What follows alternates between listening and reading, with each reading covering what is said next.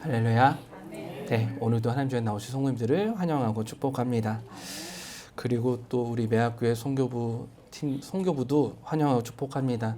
또 예배를 드리고 오셨을 텐데 또 예배를 드리시기가 쉽지 않으실 거예요.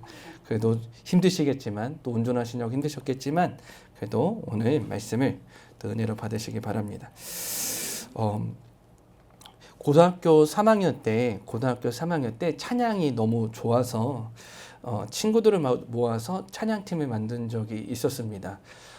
그때는 너무나도 좋아가지고 막 공부를 하는 것보다 찬양하는 게 더 좋아서 막 토요일마다 이제 마음이 맞는 친구들을 모아가지고 대인고 다닐 때예요. 대인고 다닐 때 그 친구들을 모아서 이제 찬양팀을 만들어서 막 기도를 했었습니다.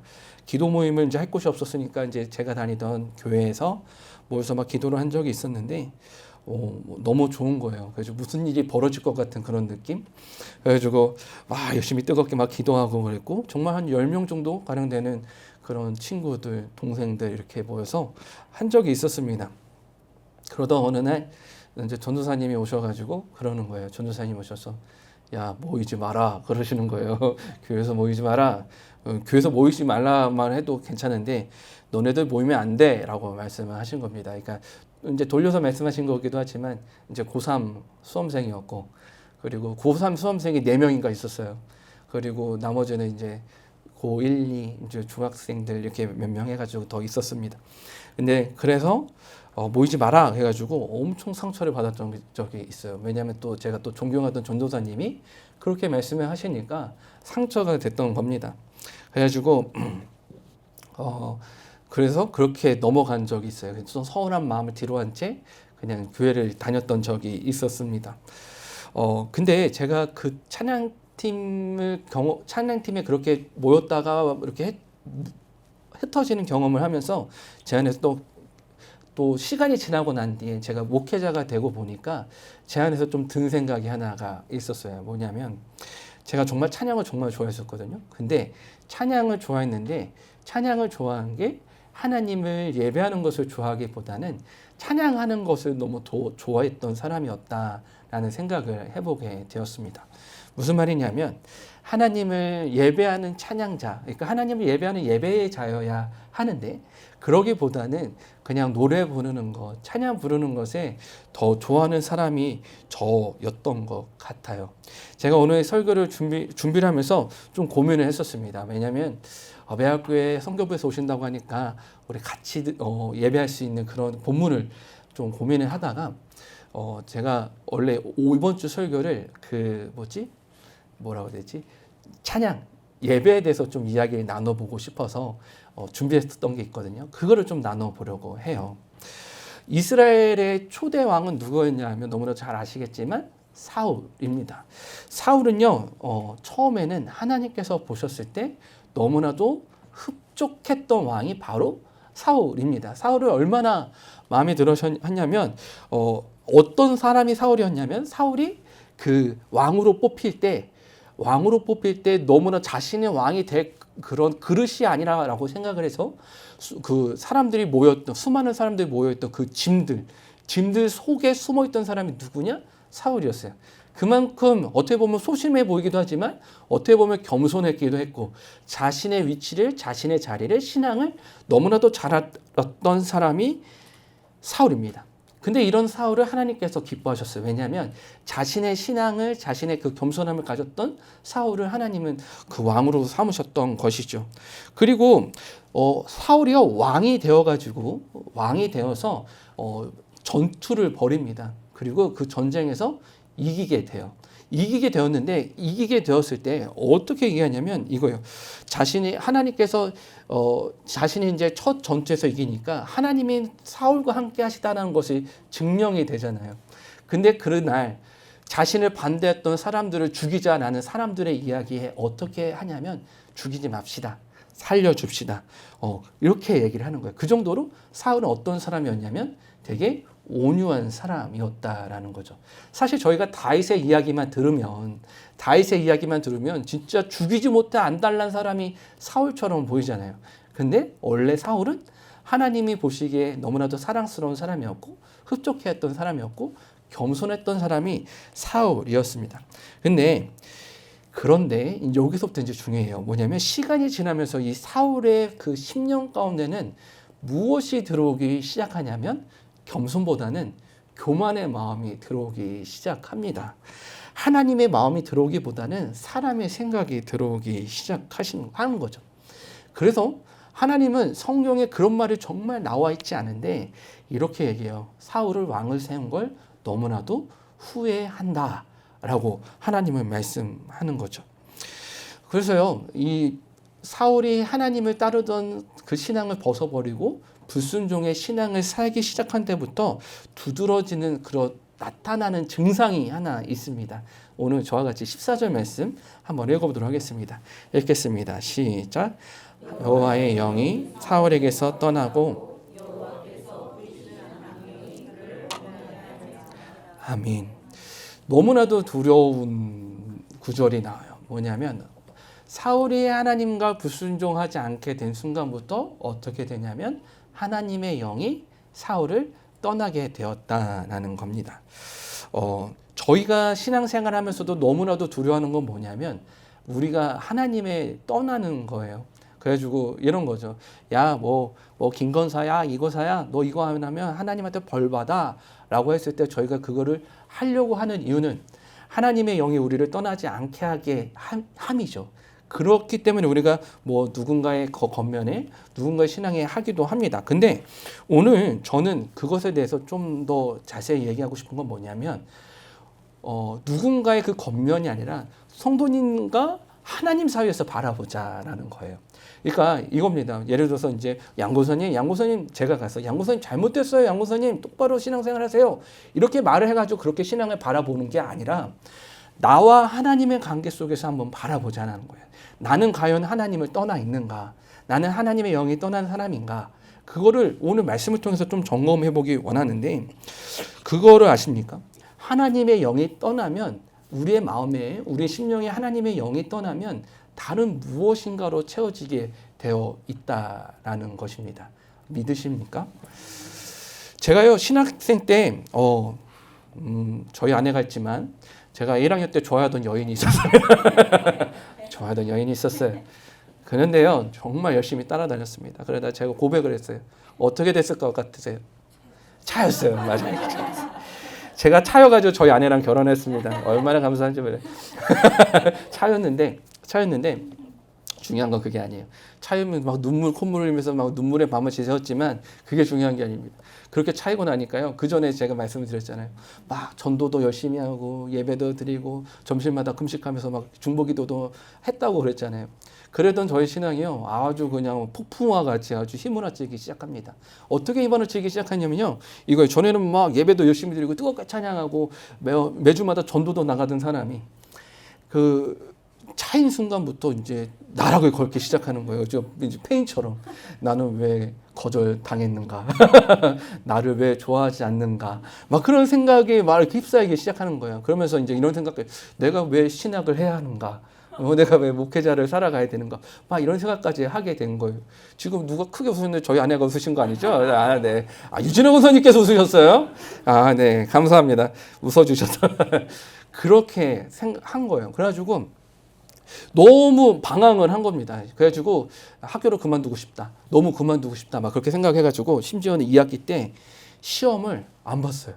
그러면 나 이제 시험 안 보면 이제 학교를 안 다녀도 되겠지라는 그런 어린 생각에 그래가지고 저의 그 학점을 공개하는 것 중 하나가 독일어 시험 안 봐가지고 F가 떴었어요. 그래서 다시 메꿨는데. 그런 경험을 한 적이 있었어요. 그러면서 제가 그 경험한 게 있습니다. 뭐냐면 제가 저 마음 가운데 하나님을 사랑하는 마음이 그때 가득했었어요. 근데 어떤 한 여인에게 거절을 받게 된 순간 그 마음에는 이제 그 거절에 대한 마음이 저를 사로잡는 거예요. 그리고 저를 이렇게 너는 거절받은 사람, 너는 자격 없는 사람, 너는 목회도 하지 않아도 되는 그런 보잘것없는 사람으로 바뀌게 되는 겁니다.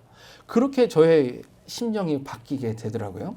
성경에도 그런 이야기가 나와요. 예수님의 비유 중에 집 나간 귀신 이야기가 있습니다. 비유가 있죠. 어떤 이야기냐면 이거예요. 한 귀신이 어떤 사람에게서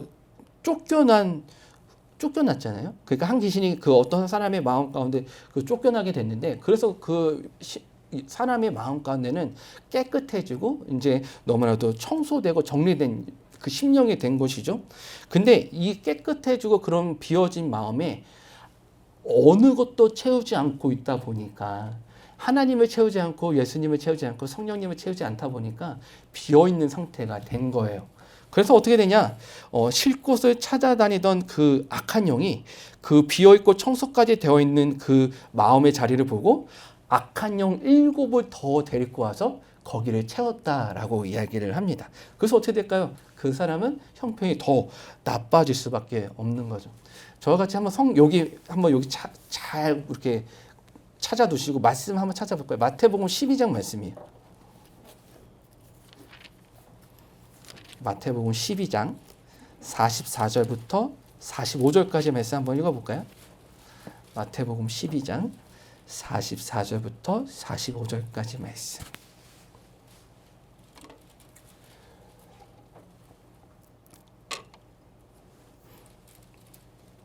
제 성경책으로는 신약 성경 20쪽입니다.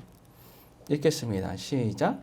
이에 이르되 내가 나온 내 집으로 돌아가리라 하고 와보니 그 집이 비고 청소되고 수리되었거늘 이에 가서 저보다 더 악한 귀신 7을 데리고 들어가서 거하니 그 사람의 낮은 형편이 전보다 더 심하게 되느니라. 이 악한 세대가 또한 이렇게 되니라. 아멘. 네. 분명한 말씀이죠. 뭐냐면 우리가 우리의 마음 가운데 우리의 마음에 무엇을 채우냐에 따라 우리에게 나타나는 신앙의 모습도 그렇게 달라진다라는 거예요. 비워야 할 것을 비워내게 된다면 그 가운데 우리의 마음에 또 채워야 되는 것이 있습니다. 우리가 신앙적으로 예수 그리스도의 그 십자가의 보혈로 인해서 우리가 마음의 한 부분을 이렇게 내려내고 치워냈다면 그곳을 예수 그리스도의 사랑과 그 십자가로 다시 채워야 하는 것이죠. 근데 우리가 놓치는 것들이 있어요. 뭐냐면 우리가 그냥 회개만 하고 끝난다는 겁니다. 그냥 우리가 예수 그리스도의 보혈로 씻어 주십시오라는 그런 기도로 끝나는 경우가 너무 많은데, 우리 가운데 예수 그리스도가 주인이 되시길, 하나님이 우리 가운데 주인 되시길 기도하는 그런 신앙이 되셔야 하는 거죠. 그래서 우리의 속사람은요, 성령과 말씀으로 채워져야 합니다. 믿으십니까? 다시요. 우리의 속사람은 성령과 말씀으로 채워져야 합니다. 아멘. 네. 그것으로 채워져야 해요. 안 채워지게 되면 다른 영적인 것들이, 건강하지 못한 것들이 채워지게 되는 것이죠. 사울이 바로 그런 신앙이었어요. 사울의 그 10년 가운데 겸손이 떠나고, 그리고 하나님을 향한 신앙이 떠나고 성령이 떠나니까 그 마음 가운데 무엇이 찾아오게 되냐면 악령이 찾아오게 되는 것입니다. 사랑하는 성도님들, 날마다 성령과 말씀으로 영이 충만하시는 성도님들 되시길 바랍니다. 그래서요, 신하들은 이런 사울을 보면서 그런 고민을 하게 된 거예요. 어떻게 하면 저 사울 왕이 나올 수 있을까? 악령에 휩싸여 있는 이 왕이 나올 수 있을까? 고민하게 됩니다. 그래서 이런 제안을 합니다. 16절 말씀을 저와 같이 한번 읽어보도록 하겠습니다. 읽겠습니다. 시작. 원하건대 우리 주께서는 당신 앞에서 모시는 신하들에게 명령하여 수금을 잘 타는 사람을 구하게 하소서. 하나님께서 부르시는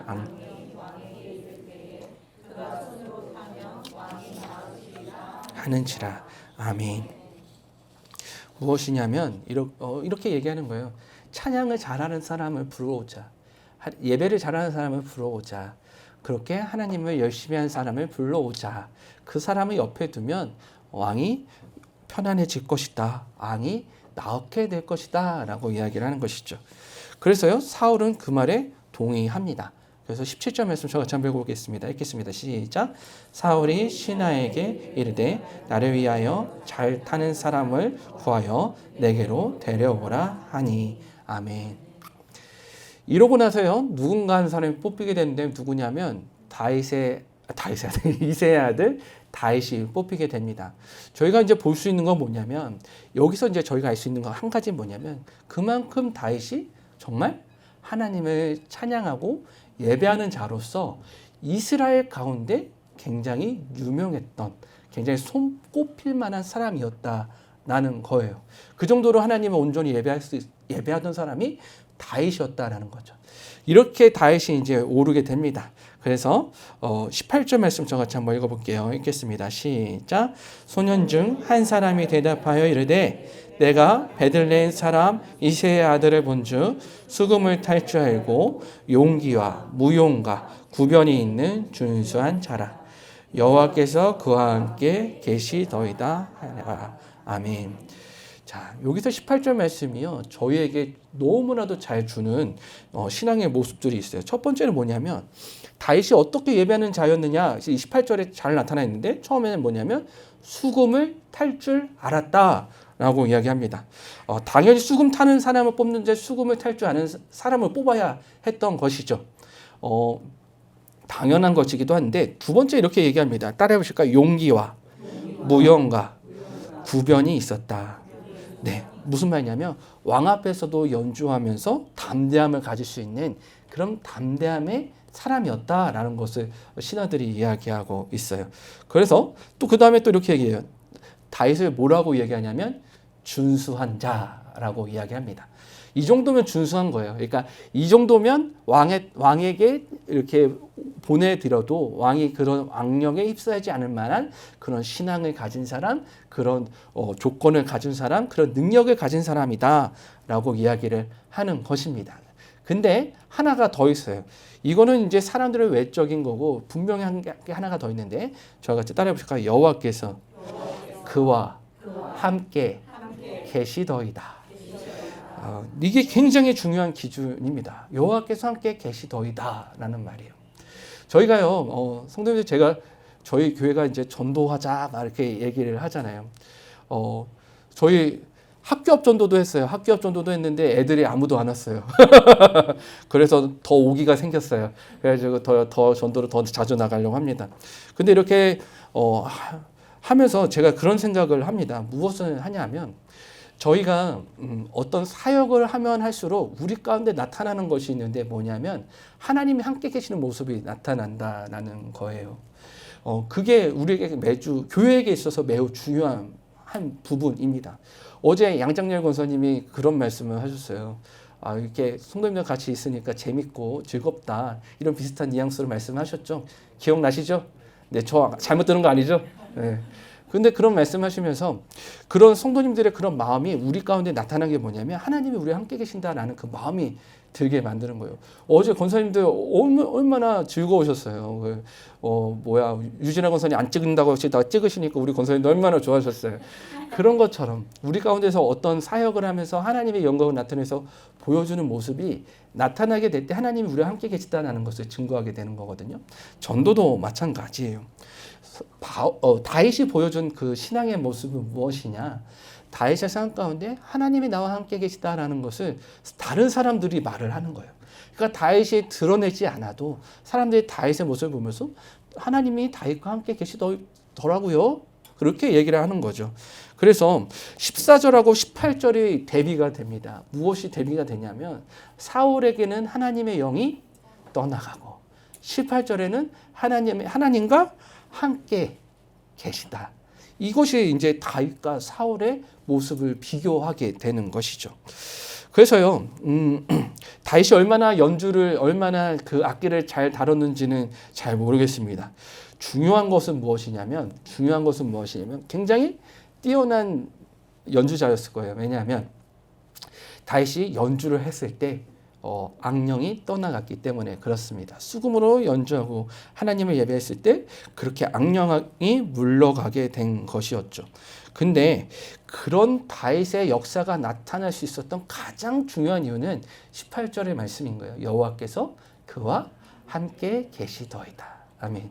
아무리 뛰어난 실력을 가지고 있어도, 아무리 뛰어난 그 능력과 그런 구변 용기를 가지고 있어도 하나님이 함께 계시지 않으면 그 예배 가운데 은혜가 임하지 않게 되는 것이죠.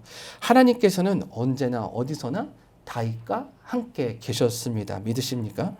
연주하는 동안에도 하나님이 함께 계셨고, 그렇게 사울을 쫓겨다닐 때도 하나님이 함께 계셨고, 그래서 그 다윗과 함께 계신 그 하나님으로 인해서 악령이 어떻게 안 도망갈 수가 있었겠습니까? 그렇게 도망가는 것이죠.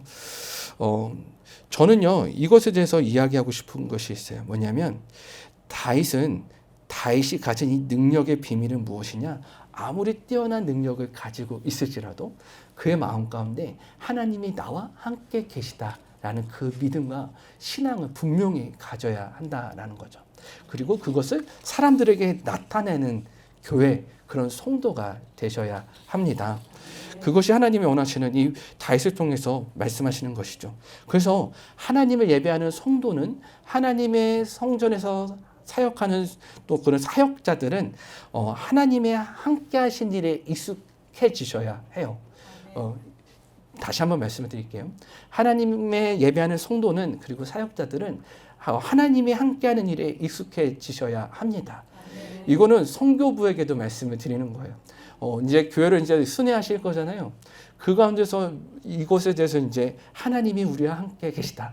우리가 이 함께 하신 것 통해서 또 수많은 영혼들을 또 교회들을 세울 것이다. 라는 그런 믿음으로 가지고 나아가셔야 하는 거죠. 창세기에 보면 요셉을 보시잖아요. 요셉은 정말 노예로 제수로 살아갔던 사람인데 요셉이 정말 비참한 삶을 살게 되잖아요. 근데 요셉이 그 가운데서 이겨냈던 아주 중요한 이유를 이야기합니다. 무엇이냐면 하나님이 그와 함께 계시더라. 그리고 그를 형통하게 하셨다라는 것이죠. 그래서 39장에는요 너무나도 이렇게 얘기해요. 여호와께서 요셉과 함께 하심으로, 여호와께서 요셉과 함께 하심으로, 여호와께서 요셉과 함께 하심으로 다 모든 일들을 하게 됩니다.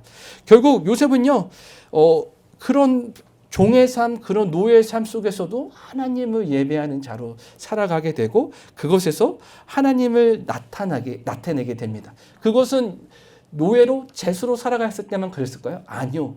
총리로 살아갈 때도 변함없이 하나님을 예배하고 함께 하신 하나님을 나타내게 되는 것이죠. 이것이 성경에 말하는 신앙, 그 믿음을 세운 신앙인들의 모습이에요.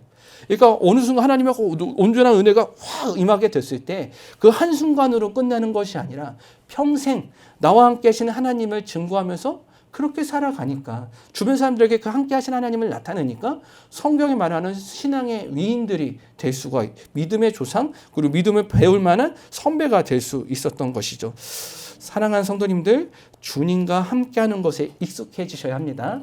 그리고 주님과 함께 사는 것에 익숙해지셔야 해요. 그래서 우리 이렇게 고백할 수 있으면 좋겠어요. 뭐냐면 저희가 이제 저희 서곡교회 예배를 통해서 하나님 우리와 함께 계심을 나타내 주십시오. 우리가 주님과 함께 살아가는 것을 나타내 주십시오. 그렇게 보여주셨어요. 그렇게 기도하셔요. 그래서 저희가 전도하고 누군가를 초대하고 이렇게 같이 예배하는 그 모든 것들이 하나님이 우리와 함께 계심을 증거할 수 있는 교회. 우리가 하나님의 그런 은혜가 임하셔서 역동적이고 힘이 넘치는 교회. 아무리 힘들어도 그 하나님이 주신 힘듦보다 그 즐거움과 기쁨이 더욱더 넘치는 교회가 될 수 있도록 그것을 위해서 기도해 주시길 부탁드리겠습니다.